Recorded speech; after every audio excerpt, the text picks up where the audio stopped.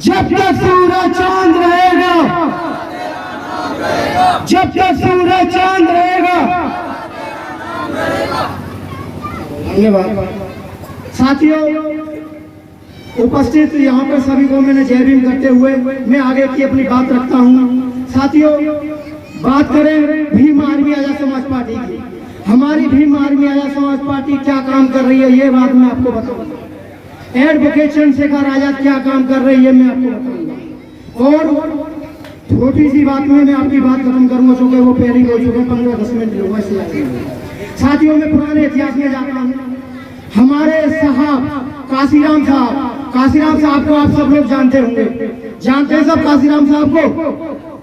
काशीराम साहब जब एक जॉब करते थे, पंजाब में जॉब करते थे, उच्च अधिकारी की जॉब पे थे, तो हमारे दीना वाना वाल्मीकि थे।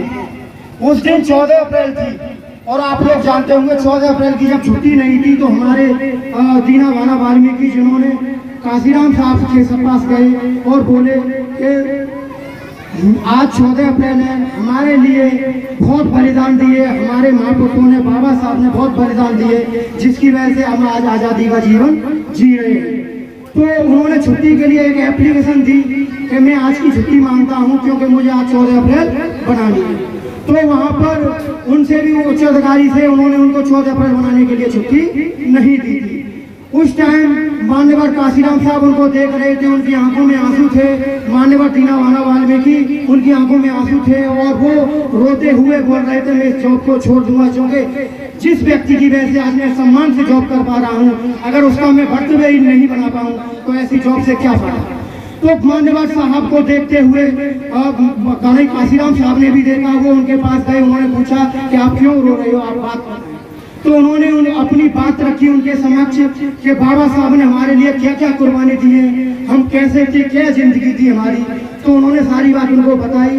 जब काशीराम साहब बोले कि चिंता मत कर, मैं भी तेरे साथ इस्तीफा दूंगा, और आज मुझे पता चल गया कि सर्वश्रेष्ठ जीवन जीना है तो समाज के लिए जीना है। तो काशीराम साहब गए और उन दोनों के साथ ले जाके उन्होंने अपना इस्तीफा और उनका इस्तीफा उनको दे दिया कि मैं आज से मैं अपनी जॉब को छोड़कर जा रहा हूँ और आज से मैं अपने समाज के लिए लड़ूंगा।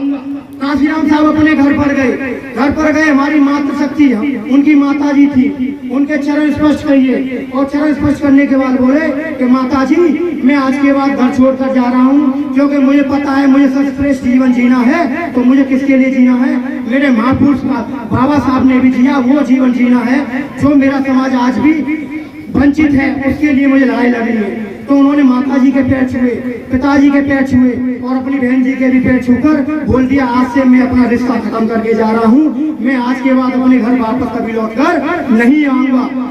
जो मेरे समाज की माता है, आपकी उम्र की, वो सब मेरी माता है।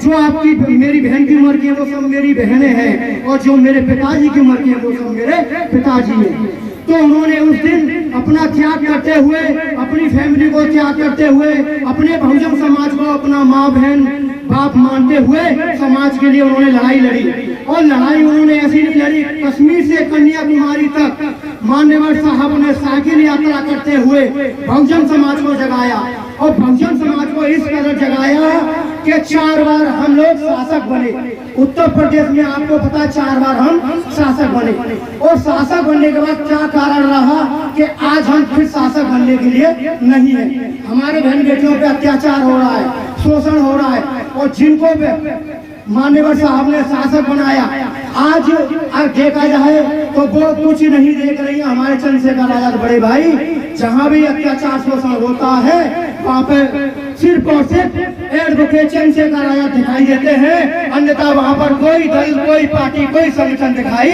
नहीं देता है। आपको पता हो हाथरस का मामला, हाथरस में जब फूलगड़ी का कांड हुआ था, अगर एडवोकेट चंद्रशेखर आजाद वहाँ पर नहीं पहुँचते और हमारी बेटी की आवाज नहीं उठाते तो आज पूरे देश में हाथरस को पहचाना जा रहा है और बहन की आवाज वहाँ तक पहुँची। मैं आपको बताऊँ आए दिन ऐसा होता है, लेकिन आवाज उठाने के लिए कोई नेता नहीं आता है। जब वोट की बात आती है तो आपके बीच आएंगे, आपके वोट मांगेंगे, आपके पैर छूएंगे, लेकिन समाज पर जब शोषण होता है तो कोई भी नेता दिखाई नहीं देता है। बस एक ही नेता और एक ही दिखाई देता है, वो है भीम आर्मी और चंद्रशेखर आजाद। साथियों, तो आज मिशन के बारे में बात करें, जब हम पर शोषण अत्याचार होता है तो हमारी भीम आर्मी दिखाई देती है। तो मैं आपसे पूछना चाहता हूँ, जब भीम आर्मी आया समाज पार्टी आपको दिखाई देती है, जब आप पे अत्याचार होता है तो आप वोट देने का काम उसको क्यों करते हो जो आपकी आवाज भी होगी? वो बस वोट का जाम आएगा जब टिकट बिक जाएंगे और आपके पास चले आएंगे और वोट मांगने के लिए हाथ जोड़ेंगे, बैठेंगे और आपकी सचमुच लड़ाई लड़ रहे हैं। अगर सच्ची लड़ाई मैं कहूँ, सच्ची लड़ाई हमारे एडवोकेट चंद्रशेखर राजा जी लड़ रहे हैं। क्यों लड़ रहे हैं? क्योंकि अगर देखा जाए आने वाली पीढ़ी के बारे में अगर आपको कुछ करना है तो चंद्रशेखर राजा को मजबूर करें, क्योंकि आने वाली पीढ़ी के लिए हमारे पास कुछ नहीं रहा है। आज संविधान को बदलने की भी तैयारी चल रही है लोगों की।